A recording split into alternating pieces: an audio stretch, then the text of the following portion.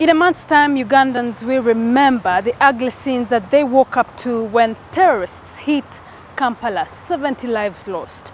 Today I'm just going to try out a very simple experiment. This is essentially a laptop bag. There should be a laptop, but I'm not going to put a laptop. I'm just going to put a few stones to just test out how, we are prepared as a country, especially on such a day when the trial is being made on those suspects. Now, there's been concerns, of course, of complacency, of lots of things, but I'm just going to wear this bag and see where I can drop it, just to test how ready and prepared we are as a country. Come with me. We drive approximately 2.5 kilometers north of Kampala's central business district to Wandegeya, which is near Uganda's largest institution of higher learning, Makerere University. The campus is busy with students sitting their end-of-semester exams. Some are in their last year. At the entrance, we are welcomed by the signpost. It is a good sign, but like the adage goes, the devil is in the detail. From a distance, we notice that even with police officers at the gate, it's free entry and exit. There's neither a body scan machine nor a screening machine for the many cars accessing the gate. I decide to walk to the entrance to see what happens. It's early morning and these policemen have taken position. But I walk past with my bag without any of the officers at the gate checking what I may be carrying.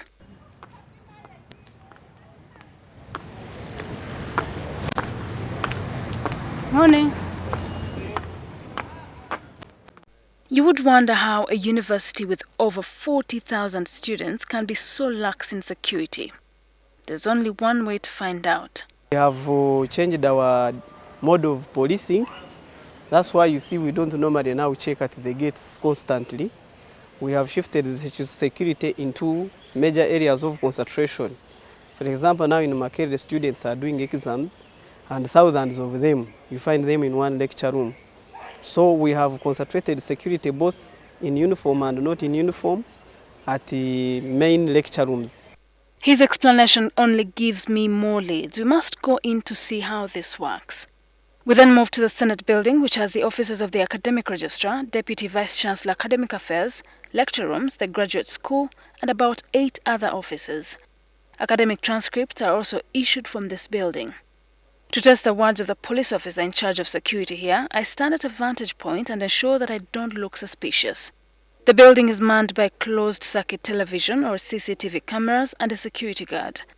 But no one notices my back-and-forth movements. I must do one more thing to further disguise my intention. This newspaper is a perfect ruse. When I finally sense that no one is watching, I drop my bag and pretend to be taking a phone call. Filming from a distance, my colleague captures these people who stand as close as 10 meters to the bag, but seem unbothered that a bag lies here in open space unattended to. This man even jumps over it. After 40 minutes, I pick up my bag. All this while, it has not drawn anyone's attention. We are later told that the university that is surrounded by the slums of Makerere, Chikoni and Chivulu could be sitting on a time bomb. One of the challenges of Makerere University is its porous borders. So we saw as much as we can concentrate on these 3 main gates of main gate, eastern gate and western gate cannot solve the problem. So, and we have very many panyas.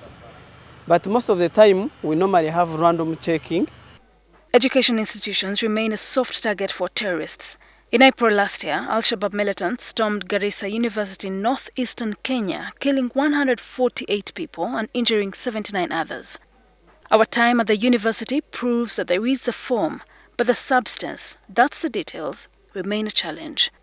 We then move to the central police station in the central business district. There are others at the entrance, but I walk through the gate with ease and head straight to the checkpoint at the door. The man here says he does not check women, so he just flags me through.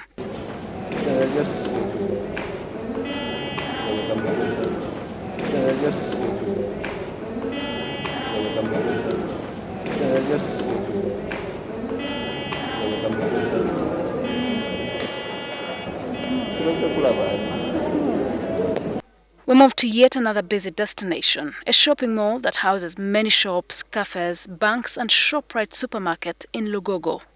And is the case in most areas, we are waved on with men searching. I drop the bag here and move away. Again, people come, stand next to the bag, then move on. But this private security guard is alert. He notices the bag, walks to it, holds it, and shoves it in the air. Still, security experts say this is not the way to handle suspicious objects.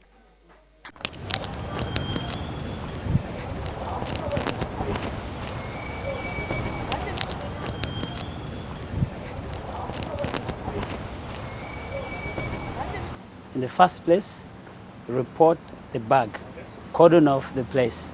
Keep everybody to a radius of 50 meters, and then you call the experts, in this case, counterterrorism teams. MATSIKO, who owns a private security firm, appreciates that Uganda has made good strides in fighting terrorism, but says we can't sit on our laurels. Downtown Kampala is one of the most crowded places in the country, but what happens there is more worrying. But security agents chiefs insist that the country has learned from its past mistakes. The only way we can be able to protect people or to effectively deal with terrorism is to stay ahead of them. But chasing them and following them, you only do a post-mortem, because if they have already blown up, then all you do is to pick pieces and then do a post-mortem. So for us, we are looking at how we can stay ahead of them. And the information sharing, intelligence sharing is very critical. Chadonda Rugby Club, which bears scars of the horrendous 2010 incident, is calm today, but management says the wounds are still fresh. Sheila Nduhukire, NTV.